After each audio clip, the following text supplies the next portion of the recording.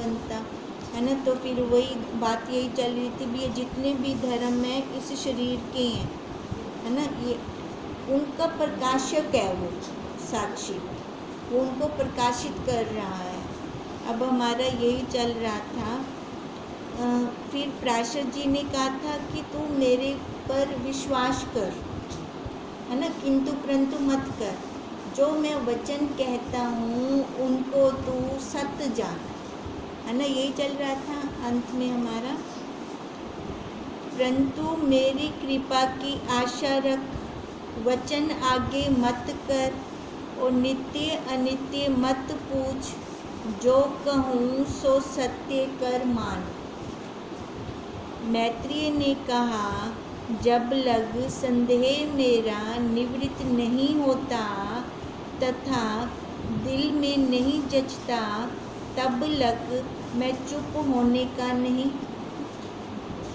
प्राशर जी क्या कह रहे थे कि तू मान ले जो मैं कह रहा हूँ ना, है ना। अब मैत्रेय जी क्या कह रहे हैं भी, जब तक मेरा संदेह निवृत्त नहीं होता मैं चुप नहीं बैठूंगा।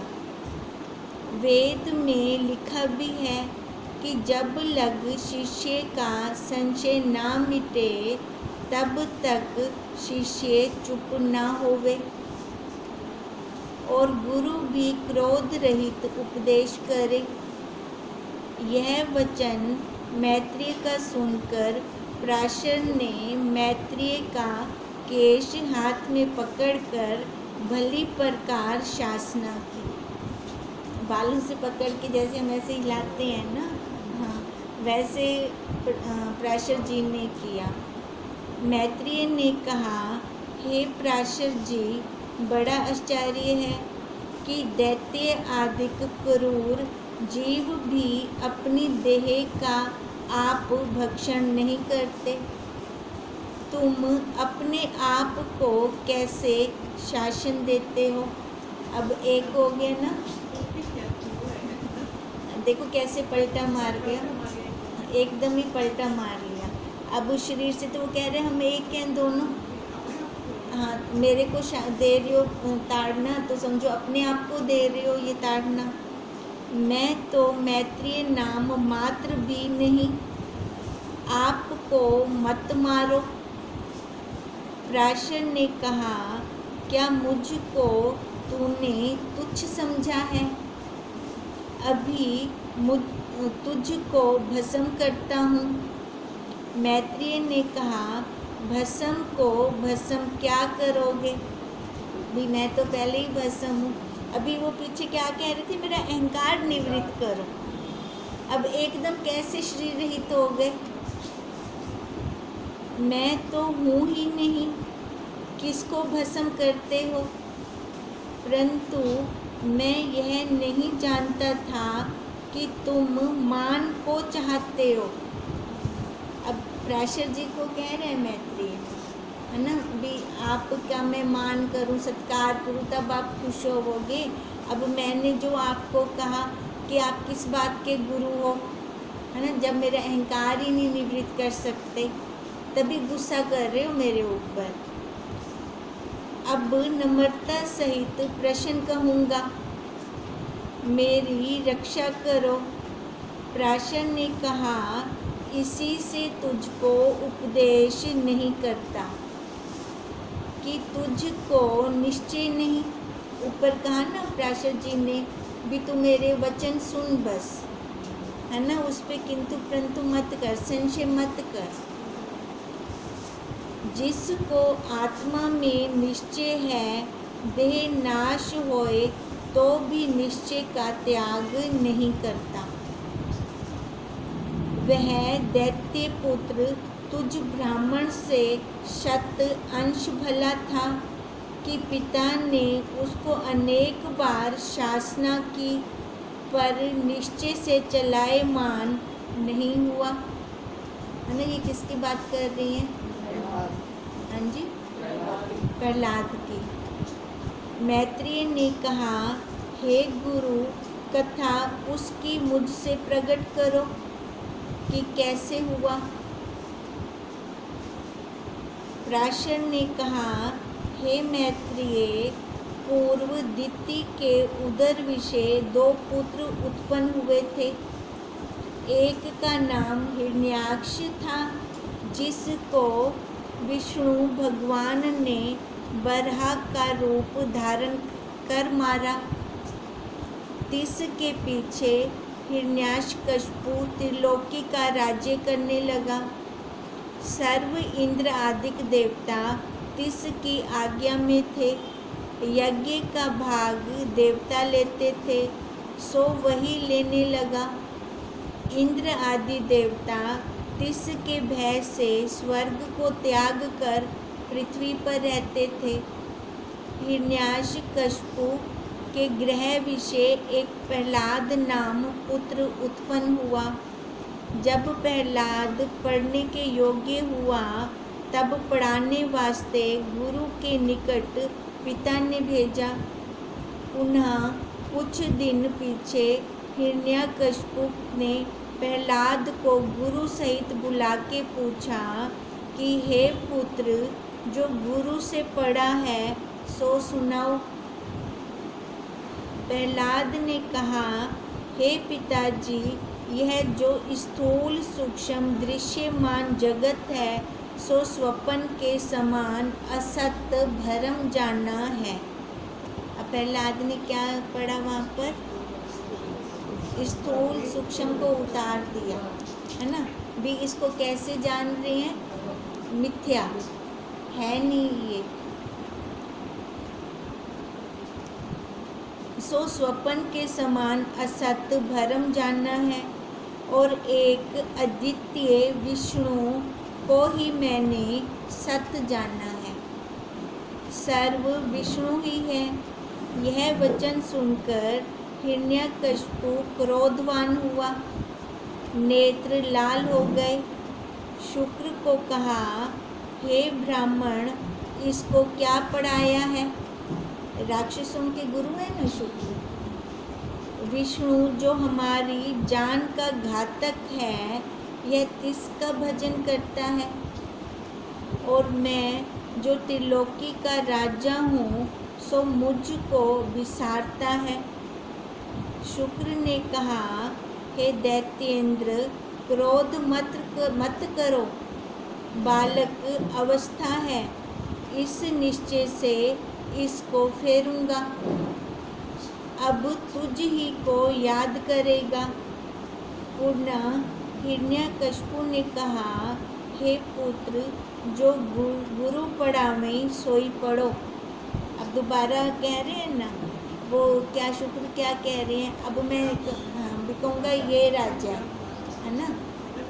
हाँ, अभी ये बच्चा है ना, फिर ये अपनी इस अवस्था से इसको फेर दूंगा, तेरे को ये मानेगा, है ना। तभी तो उसने कहा, जो अब गुरु पढ़ाए वही पढ़ना, नहीं तो मेरे प्राण जावेंगे। प्रहलाद ने कहा, हे पिताजी, किसकी शक्ति नहीं है कि तुझको मारे? आकाश के समान जगत विषय जो व्यापक विष्णु आत्मा है, तिसको कौन मारे और कौन दुख देवे? हिरण्याकशिपु ने कहा, नीच बालक, कहो वह कौन सा विष्णु है जिसका बारंबार नाम लेता है मुझको छोड़ के? प्रहलाद ने कहा, हे पिताजी, विष्णु व्यापक सारे जगत विषय मन का साक्षी है। अब वो विष्णु किसको कह रहे हैं? साक्षी को, है ना, जो सबका साक्षी है और इंद्रियों से अगोचर है। वो नाम रूप आकार वाले को नहीं ले रहा प्रहलाद। तुझ विचार नेत्र रहित को कैसे दिखे? अब पिताजी को कह रहे वो अपने। योगेश्वर विष्णु आत्मा को परम पद कहते हैं। हे पिताजी, तू, मैं और यह जगत है ही नहीं। मूल और सार भगवान विष्णु आत्मा ही है। है ना, जो विश्व के अणु अणु में व्यापक है, वही मूल है, वही आधार है, वही हम में, वही ब्रह्मांड में है। हिरण्यकशिपु ने कहा, हे मूर्ख, तेरे मन को पापों ने घेरा है। वो ऐसा क्यों कह रहे हैं? वो शरीर पर बैठा है और वो अपने पिता को नहीं मान रहा ना, है ना। वो तो अपने आप को एक भगवान मनवाता था। जो उल्टा मानता है, नहीं तो संत कहते हैं कि ब्रह्मा विष्णु महेश तीनों प्रणव से उपजे हैं, इससे जड़ हैं, दृश्य हैं, और तू चैतन्य आत्मा है। भगवान माया को कहते हैं, आपको त्याग के माया में लीन क्यों होता है? अब वो ये कह रहा है कि हम, है ना, जो भगवान है वो माया है, तो वो शरीर से कह रहा है अपने आप को भी, हम आपको त्याग के माया में लीन क्यों होता है? इतना कहकर हिरण्यकशिपु ने दैत्यों से कहा कि इस पापी को दृष्टि से दूर करो और गुरु के गृह में ले जाओ। कुछ दिन पीछे फिर गुरु सहित प्रहलाद को बुलाया और पूछा, क्या पढ़ा है? प्रहलाद ने कहा, पढ़ना, ना पढ़ना, सुनना, देखना, लेना, देना, खाना, पीना, सोना, जागना, सूंघना, स्पर्श करना, सर्व विष्णु ही है। वो तो वहीं पे दृढ़ हो गया ना प्रहलाद तो। प्रहलाद का वचन सुनकर अति क्रोधवान हुआ, राक्षसों को आज्ञा दी कि इस बालक का घात करो। इसको काल ने घेरा है, हमारे कुल में यह अग्नि है। राक्षसों ने अनेक प्रकार की शासना और भय दिया, परंतु प्रहलाद का रोम भी न बिगड़ा। पराशर ने कहा, हे मैत्रेय, प्रहलाद के समान तुझको जब शासना होवे तब कहेगा मैं ब्रह्म नहीं किंतु जीव हूँ। परंतु दैत्य पुत्र अपने निश्चय से न फिरा, है ना। अब हिरण्यकशिपु तो प्रहलाद को इसलिए ताड़ना दे रहा था कि वो अपने आप को माने और मेरे को माने, है ना, शरीर से माने। पर वो उसने तो माना नहीं, जितनी मर्जी ताड़ना दी गई उसको। अब पराशर जी मैत्रेय को कह रहे हैं, अगर तेरे को ताड़ना दी जाएगी तू तो कहेगा हाँ हाँ मैं तो वही हूँ, है ना, तू तो वही जीव बन के बैठ जाएगा। मैत्रेय ने कहा, उसको क्या लाभ हुआ कि इतनी शासना सही, क्योंकि नाम रूप भ्रम मात्र है, वस्तु सत्य है, क्यों न उसको दंड हो। अपने स्वरूप को त्याग के दूसरे को अपने स्वरूप ऊपर स्थित करना भूल का काम है, पर उसकी कथा कहो। अब मैत्रेय जी क्या कह रहे हैं? मैत्रेय जी कह रहे हैं कि उसको लाभ क्या हुआ, इतनी शासना उसने जो सही। उनका कहने का मतलब है जैसे उसको कहा जा रहा था वो वैसे मान जाता, है ना। नाम रूप में क्या रखा है, उसको क्या के आकार को ग्रहण कर लेता था। हाँ, उसने नहीं किया ना। उसने नहीं किया भी, क्या रखा है नाम रूप में, उसको मान लेना चाहिए था। इतनी शासना उसने क्यों सही? और फिर कहते हैं पर कथा उसकी सुनाओ। हे मैत्रेय, पुण्य हिरण्यकशिपु ने प्रहलाद को बुलाकर कहा, हे पुत्र, नीच बुद्धि को त्याग, वैरी के पथ मत जा, अभी तेरा कुछ भी नहीं बिगड़ा, तुझको निर्भय करूँगा, मतलब कोई ताड़ना नहीं दूंगा। फिर प्रहलाद ने कहा, मैं तो मूल भी नहीं, जो है सो सर्व भय अभय आदि विष्णु आत्मा ही है ना। वो क्या कह रहे हैं, मैं कुछ भी नहीं हूँ। भय अभय किसको होगा, है ना, जो शरीर पे बैठा होगा। वो जो भय अभय से रहित है वो विष्णु आत्मा ही है, वो वही मैं हूँ, है ना। शरीर पर बैठूंगा तो लगेगा ना। वो इसलिए कह रहे कि जितनी ताड़ना पिता ने दी उसको कुछ, उसका बाल बांका भी नहीं हुआ, कुछ असर नहीं हुआ। वो तब नहीं हुआ जब उसकी दृढ़ता थी।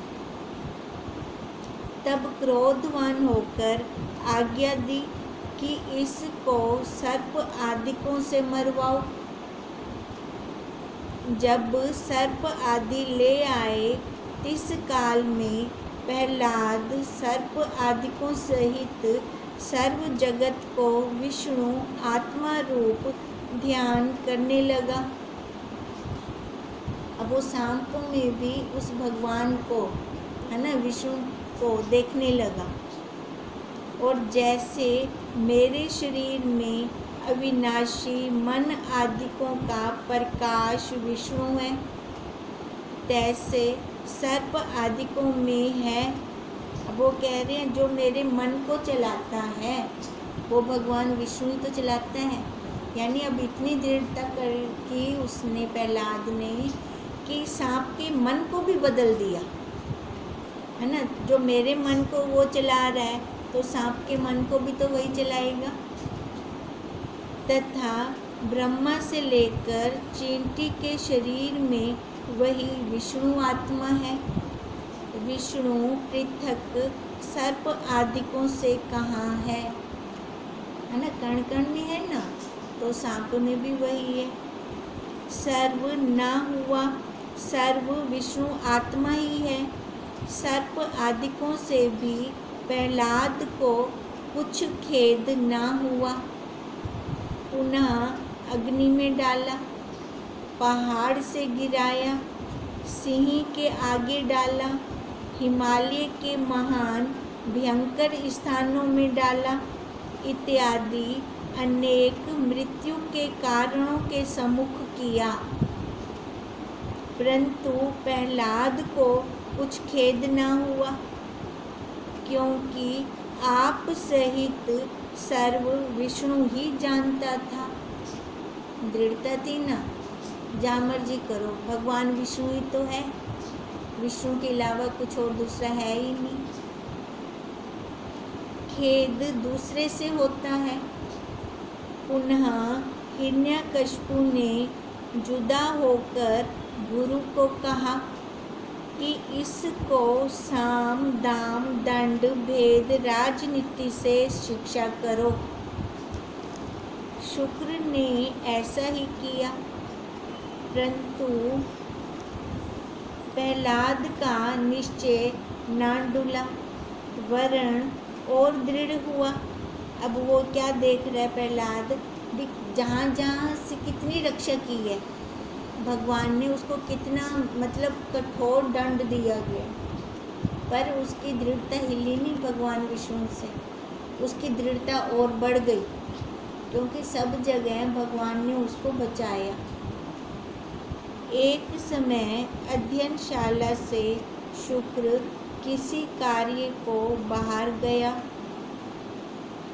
तब पीछे अवकाश पाके बालकों को अध्ययनशाला में प्रहलाद कहने लगा, हे राक्षस पुत्रों, सर्वरूप व्यापक विष्णु आत्मा ही है।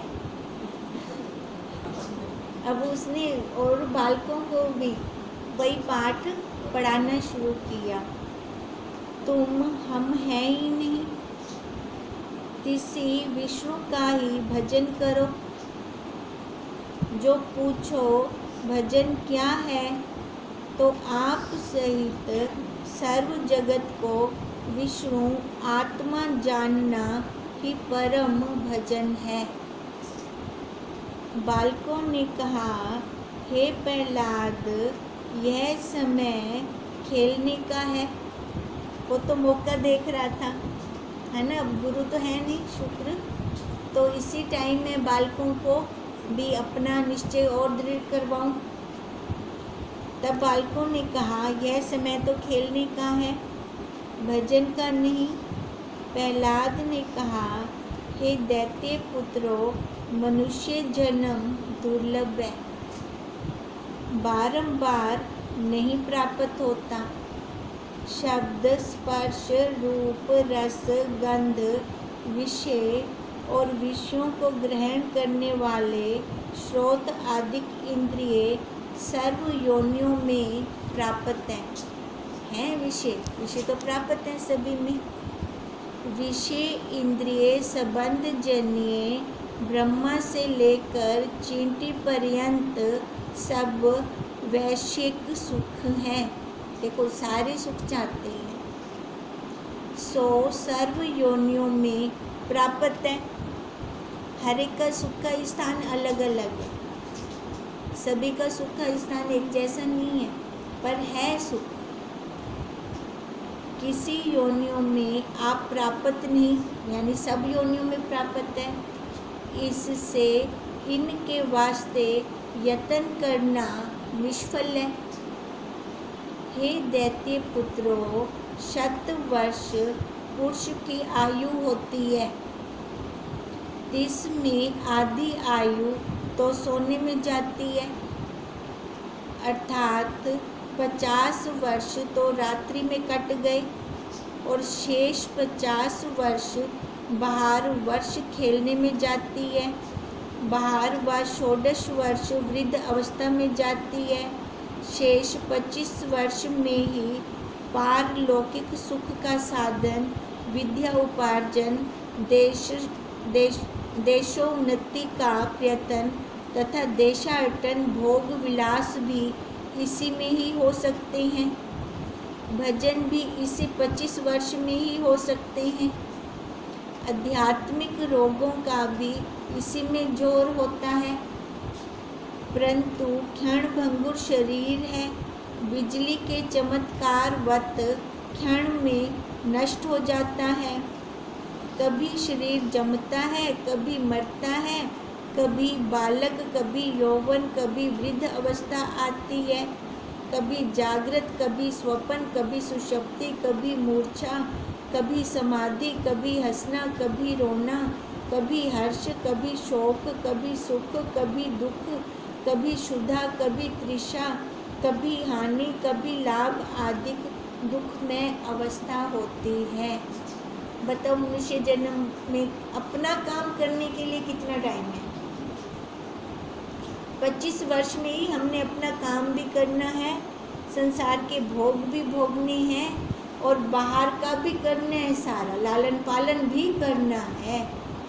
अब उसमें उस 25 वर्षों में हम किसको ज़्यादा महत्व देते हैं? अगर संसार को देंगे तो वो संस्कार वही पक्के होंगे। अगर अपने स्वरूप को देंगे तो संस्कार वही पक्के होंगे। देखो, संसार को देते हैं तो इधर खाना पूर्ति होगी, ठीक है, अंदर नहीं जाएगा, वो दृढ़ता नहीं आएगी। अगर हम अपने स्वरूप को देते हैं तो संसार में खाना पूर्ति होगी, संसार अंदर नहीं जाएगा। मतलब अब देखना तो यही है कि पलड़ा कौन सा भारी है ना। अब पलड़ा जो भारी होगा वहीं से हमारा काम बनना है। संसार वाला पलड़ा आज तक भारी रहा, हमारा काम नहीं बना। अब एक बार ये वाला पलड़ा भारी करके देख ले, क्या पता हमारा काम बन जाए। भले शंका से ही कर ले, क्योंकि ओता देख गिद्दा हूँ दिन तक काम बढ़िया कह नहीं साटा। अब इसको हम देखें, अगर इसको देखते हैं, इधर से हमारा काम बनता है, तो हानि क्या है? हानि है क्या?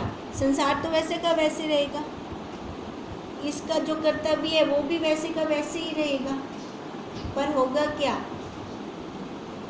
भाव बदल जाएंगे, है ना, भावों के साथ अंदर के संस्कार बदल जाएंगे। अंतमति सोई गति।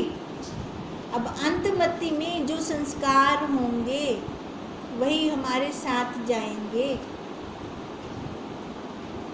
अब वो संस्कार हम कहीं मरते टाइम में भर गिनसा, मुठे में राम राम राम राम राम राम कर गिनसा, होगा? और ये तो ऐसे ही होता, आगे निकल सकता, होगा ही नहीं, होगा नहीं।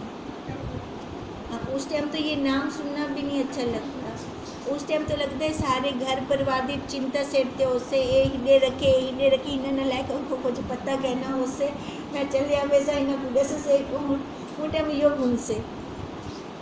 अगर वो हम पहले नहीं छोड़ते तो फिर यही घूमेगा, इनको कौन बताएगा मैंने यहाँ रखा है सामान, यहाँ रखा है, इधर से लेने हैं उधर देने हैं, इनको कौन बताएगा? अब देखो, अगर ये हम पहले जैसे वो बंदर वाली कथा सुना रहे थे ना, भी मुट्ठी खोल दें हम अपनी, तब हमारा काम बनेगा।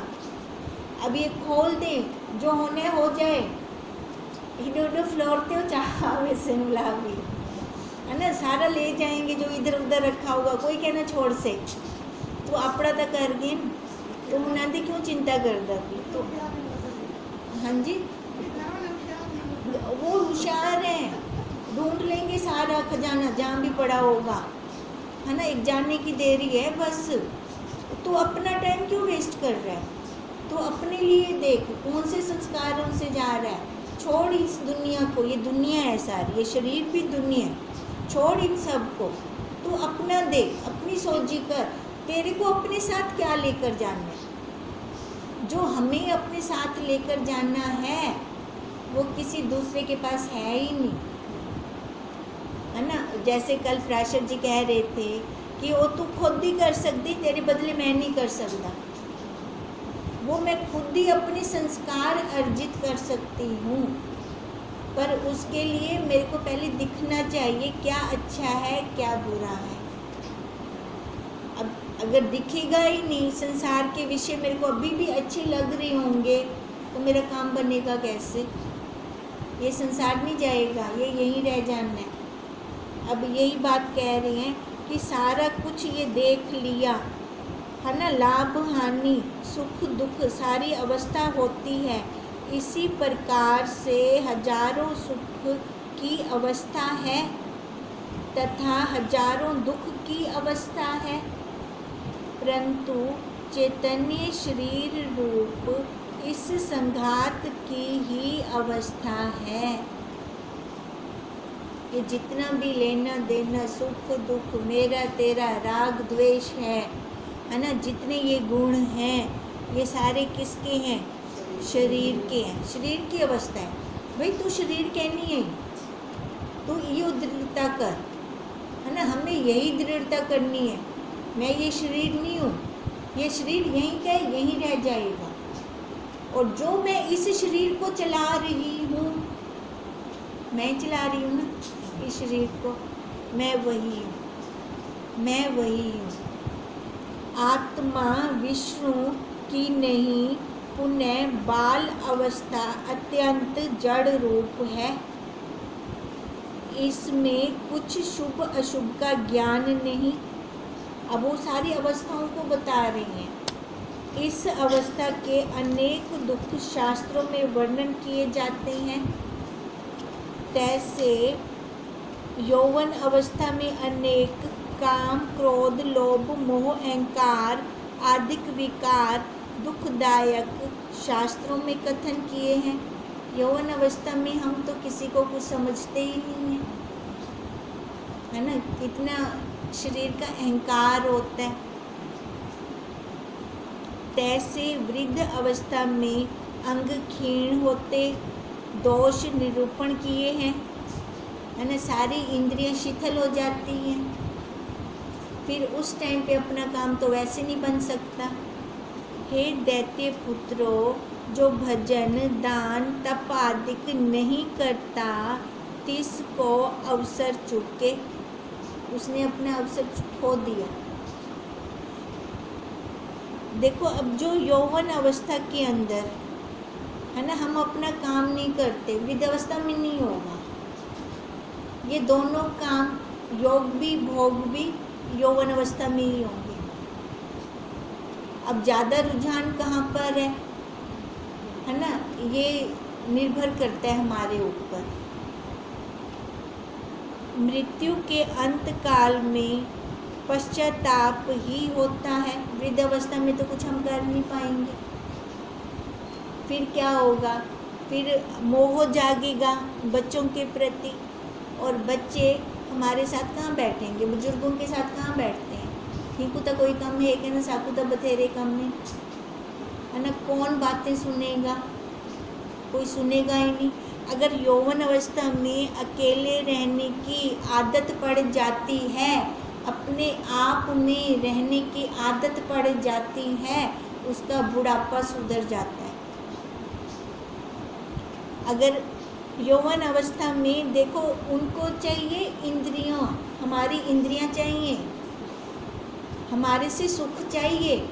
यौवन अवस्था में वो चिपकते हैं हमें, और वृद्ध अवस्था में दुत्कारते हैं।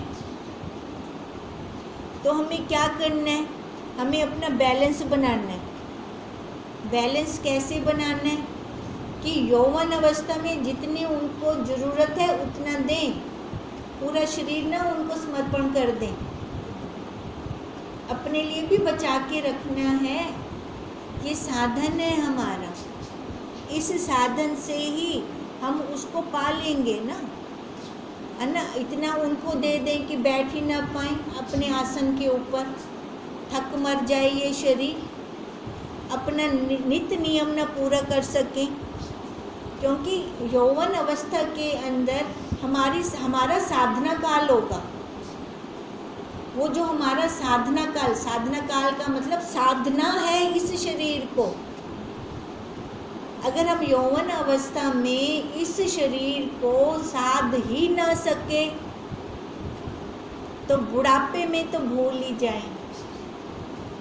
क्यों? क्योंकि वो संस्कार भर जाएंगे, वो फिर निकलेंगे ही नहीं। फिर बैठ बैठ के रोएंगे, मैंने तो उसके लिए ये किया, मैंने उसके लिए वो किया, हुण वो मेरे नाल बांधा नहीं, या अब वो मेरे साथ बैठती नहीं।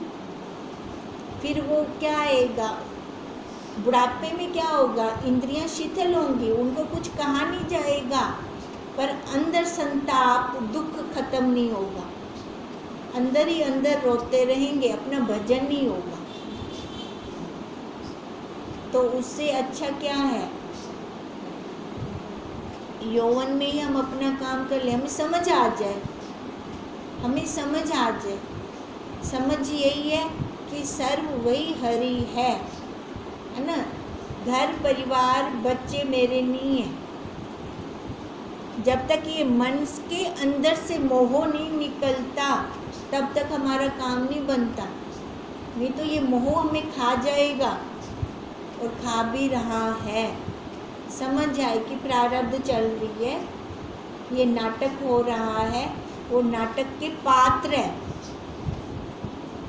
वो उनकी भी तो प्रारब्ध है, उनकी भी प्रारब्ध है। वो प्रारब्ध उनकी भी चल रही है, इसकी भी चल रही है। तो पर मेरे को अपना मनुष्य जन्म अनमोल मिला, ये दोबारा नहीं मिलना, मेरे को अपना काम करना।